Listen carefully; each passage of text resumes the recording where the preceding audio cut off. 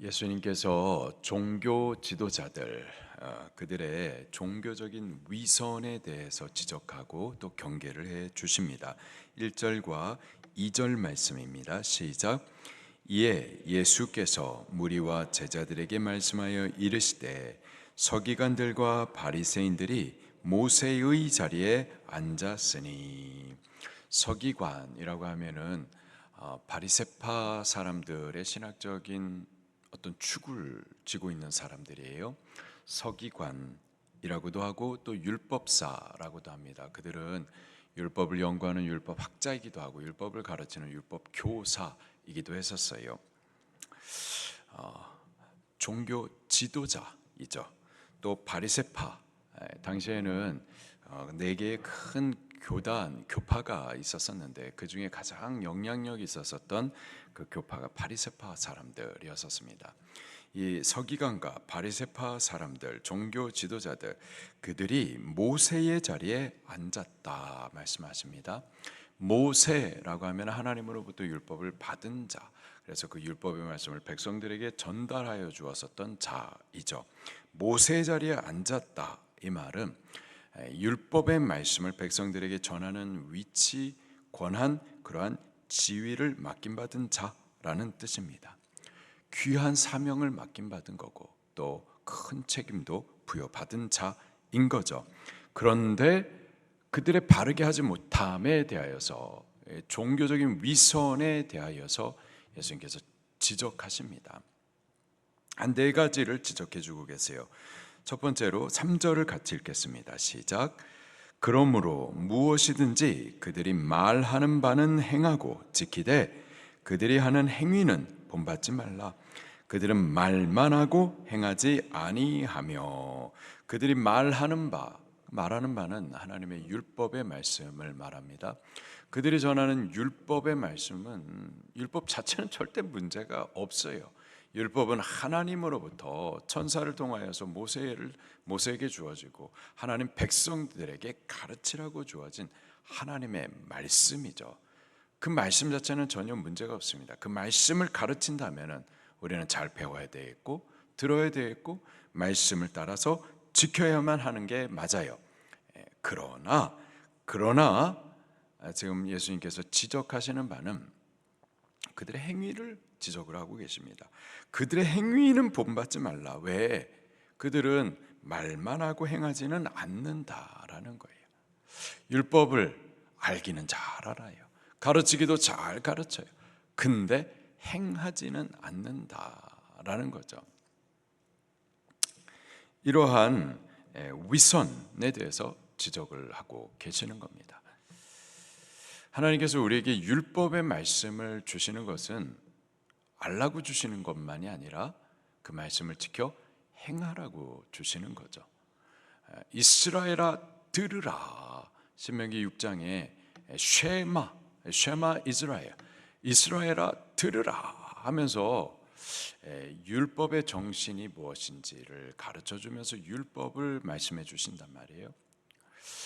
그때 쉐마, 들으라 라고 하시는 말씀을 그냥 듣기만 하라는 뜻이 아니고요, 듣고 행하라 라는 말씀이죠. 우리 자녀들에게 뭔가 우리가 말을 해요. 가가지고 말을 합니다. 예를 들어서 유튜브 이제 그만 봐라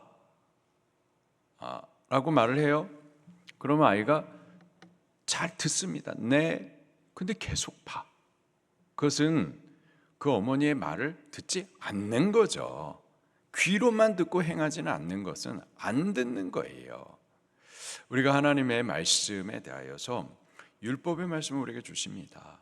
듣기만 하는 게 아니고 듣고 행하라고 주시는 것들이죠. 여기 종교 지도자들, 그들은 율법의 말씀을 잘 알기도 또 가르치기도, 근데 예수님께서 지적하시는 바는 행치 않는 그런 위선에 대해서 가르쳐 주시고 있습니다. 두 번째 4절입니다. 시작. 또 무거운 짐을 묶어 사람의 어깨에 지우되 자기는 이것을 한 손가락으로도 움직이려 하지 아니하며. 여기서 말하는 무거운 짐이란 율법 외에 장로들의 유전을 말합니다. 장로들의 유전이라고 하는 것은 하나님의 율법의 말씀을 우리가 받았어요. 이 말씀을 어떻게 잘 지켜야 할까를 고민하다가 더 구체적으로 더 세밀한 행동 지침들을 말하는 겁니다. 그게 율법은 아닌데, 하나님의 말씀은 아닌데, 그 시작된 이유는 하나님을 사랑해서, 그래서 하나님을 어떻게 하면 더 잘 바르게 순종할 수 있을까, 여기서부터 시작이 된 거예요. 그런데 그 은혜, 또 하나님을 향한 사랑, 그 마음, 그것은 싹 빠지고 그냥 행위의 명령만 남은 거죠. 그래서 안식일을 지키라. 우리 안식일을 왜 지킬까요? 하나님을 사랑해서 지키는 거죠. 근데 안식일을 기억하여 지키되 안식일 날에는 일하지 말라 했어요. 그러면은 일하지 말아야 되겠는데, 구체적으로 어디까지가 일이냐, 어디부터가 일이냐, 몇 걸음 이상 걸으면은 그거가 이제 몇 걸음 걷는 것부터가 일이 되는 거냐, 이런 것들을 갖다 세세하게 기록을 한 거죠. 그래서 지금도 이스라엘 나라에 가면은 주일, 안식일에는 엘리베이터 이 버튼도 누르지 못하도록 매 층마다가 문이 열리고 닫히고 그렇게 한대요. 그렇게 세세한 행동 규범들을 갖다가 정해 준 거죠. 뭐 이거 자체가 나쁘냐? 우리가 주를 향하는 마음이 있으면은 얼마든지 예배 한 번만 드리는 게 아니라 두 번도 세 번도 계속 드릴 수가 있습니다. 어떤 행위 자체가 문제가 아니라 마음은 빠지고 행위만 강제했었던 거죠. 이것이 이스라엘 백성들 가운데서는 무거운 짐이 됐었던 거예요. 그렇게 하라 가르치면서 정작 본인들은 손가락 하나도 움직이지 않았다라는 겁니다. 행하지 않았다. 하나님 향해 마음이 없기 때문에 행함도 없었던 거죠. 또 세 번째 5절 말씀입니다. 시작. 그들의 모든 행위를 사람에게 보이려고 하나니 곧 그 경문띠를 넓게 하며 옷수를 길게 하고. 그들의 종교적인 행위들이 있습니다.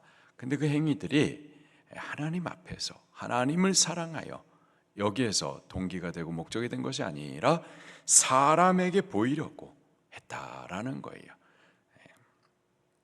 그 모습들이 어떤 건가 보니까 경문띠를 넓게 했다 말하고 있습니다. 신명기 6장 8절에 보면은 쉐마 이스라엘, 이스라엘아 들으라, 너 하나님을 사랑해라 라고 가르치면서 율법의 말씀, 하나님의 말씀을 내 미간에도 붙이고 또 내 이 팔목에도 붙이라. 하나님의 말씀을, 그래서 경문이라고 하는 조그만 이 상자 같은 거를 갖다가 만들어서 그 안에다가 하나님의 말씀들을 기록한 종이들을 갖다가 뜰뜰뜰 말아가지고 이 상자 안에다 집어넣고 이 미간에다가 달아 놓는 거예요. 그리고 하나님의 계명의 말씀들을 적어놓은 그 띠를 이 손목에다가 띠는 겁니다. 그게 뭐냐면은 늘 하나님의 말씀을 생각을 하고 또 우리의 행위에 있어서 하나님의 말씀을 따라서 행할 것에 대해서, 다시 말해서 하나님의 말씀을 늘 생각을 두고서 살라라는 하나님의 뜻입니다. 근데 그것을 행위를 따라서 그렇게 한단 말이에요.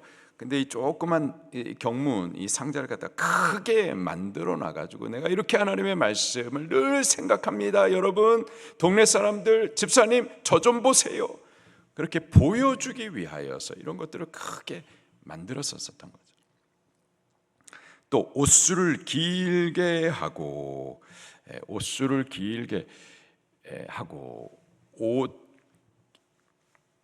어깨에다가 이렇게 얹어 놓는 그 옷 끝에다가 수를 만들어 가지고 달아놨는데, 이 수는 하나님의 계명을 상징을 해요. 그렇게 민수기 15장 38절 말씀에 그렇게 옷을 덮으면서 그 계명의 말씀들을 늘 기억하도록 그렇게 수를 달게 했었단 말이죠. 근데 그 옷수를 길게 해가지고 그렇게 움직임을 크게 해가지고 눈에 띄게 해가지고 집사님 저 좀 보세요. 저는 이렇게 하나님의 말씀을 늘 기억하고 율법의 말씀, 계명들을 늘 인식하고 삽니다. 이렇게 보여주기 위해서, 사람들에게 드러나게 하기 위하여서 행했었다라는 거죠. 그들의 모든 행위가 하나님을 사랑하여서, 하나님을 경외하여서, 하나님을 기쁘시게 하기 위한 동기나 목적의 행위가 아니라 그런 위선적인, 사람에게 보이고자 했었던 외식이었었던 거죠. 또 그들은 마지막으로 사람들한테 높임받기를 또 원했었습니다. 6절과 7절 시작. 잔치의 윗자리와 회당의 높은 자리와 시장에서 문안 받는 것과 사람에게 랍비라 칭함을 받는 것을 좋아하느니라. 종교 지도자로서 높임 받는 것, 사람들 가운데 존경받는 것, 이런 것들을 좋아했었다. 이게 바로 당시의 종교 지도자들의 종교적인 위선적 모습이었다라고 예수님께서 지금 지적하고 계시고, 또 우리들에게도 경계하고 계시는 겁니다. 이게 당시의 종교 지도자들만의 모습이 아니라 어느 시대든 우리들도 이런 바리새파적인 누룩에 오염될 수가 있는 거예요. 그렇게 쉽게 될 수 있습니다. 그래서 예수님께서도 이 바리새인들의 누룩을 너희들 조심해라, 우리에게 경계해 주시죠.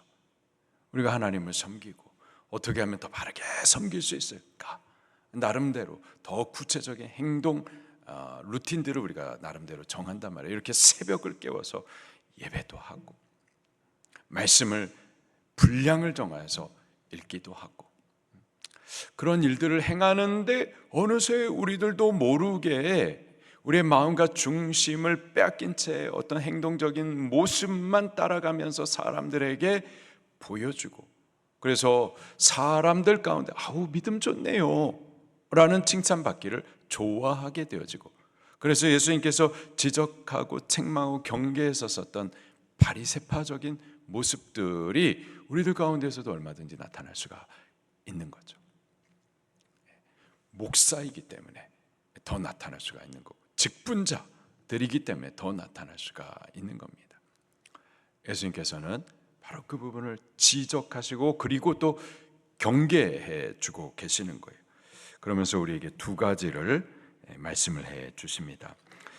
첫 번째로는 그렇게 사람 앞에 높임 받으려고 절대 하지 말아라 라는 거예요. 8절부터 10절까지의 말씀입니다. 시작. 그러나 너희는 랍비라 칭함을 받지 말라.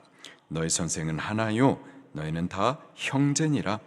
땅에 있는 자를 아버지라 하지 말라. 너희 아버지는 한 분이시니 곧 하늘에 계신 이시니라. 또한 지도자라 칭함을 받지 말라. 한 분이시니 곧 그리스도시니라. 아멘. 랍비라고 하면은 선생님이라는 뜻입니다. 성경을 잘 알고 그래서 그 성경을 가르치는 자, 존경받을 만한 사람인 거죠. 근데 그런 랍비라라는 존경받으려고 하지 말라.